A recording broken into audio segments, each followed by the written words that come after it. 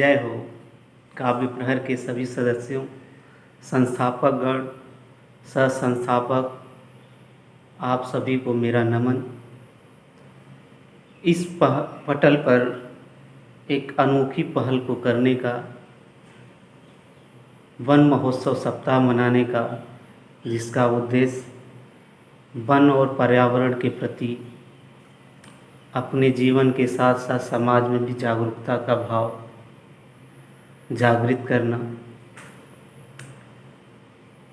वर्तमान समय में मानव अपने विकास की होड़ में पर्यावरण से इतना अनदेखी कर रहा है,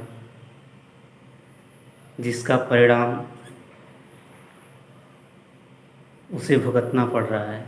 इस संदर्भ में मेरी कुछ पंक्तियाँ हैं कि बुद्धि की बलिष्ठता से प्राण बांधने चला, कृत्रिम ऑक्सीजन से सांस साधने चला, प्रकृति प्रकोप अब दोष साधने को वह, प्रकृति प्रकोप अब दोष साधने को वह,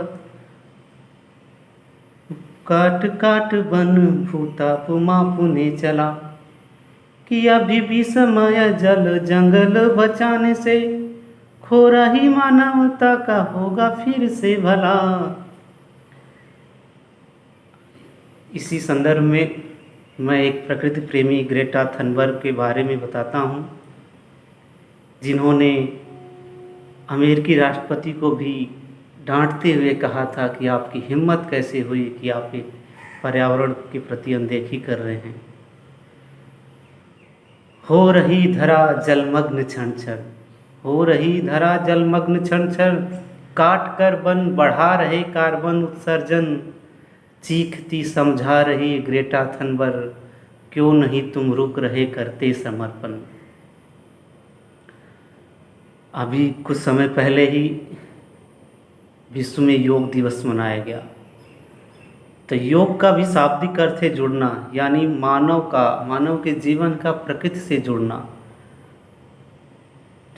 प्रकृति से शारीरिक और मानसिक दोनों तथ्यों, दोनों मूल्यों से जुड़ना, प्रकृति से प्रेम निहित करना ही उसका उद्देश्य है। इस संदर्भ में मेरी कुछ और चंद पंक्तियाँ हैं कि खाने के लिए फल फूल दिए, अन्न दिए, कंदमूल दिए, खाने के लिए फल फूल दिए, अन्न दिए, कंदमूल दिए, फिर भी तुम्हारी भूख बढ़ी, खाने लगे कीड़ा और मकोड़ा, लो हो गया बखेड़ा, प्रकृति को तुमने छेड़ा, लो हो गया बखेड़ा। जैसा कि वर्तमान में हम देख रहे हैं, मनुष्य शाकाहार से हटकर मांसाहार की तरफ जा रहा है, यहाँ तक कि छोटे छोटे जीवों को भी खा रहा है जो वायरस जनित होते हैं। और वर्तमान में उसका परिलक्षण है कि हम एक कोरोना की विकट महामारी से जूझ रहे हैं। तो इसी के साथ मैं अपनी वाणी को विराम देता हूँ। धन्यवाद। आप सभी को बहुत बहुत नमस्कार। जय हिंद।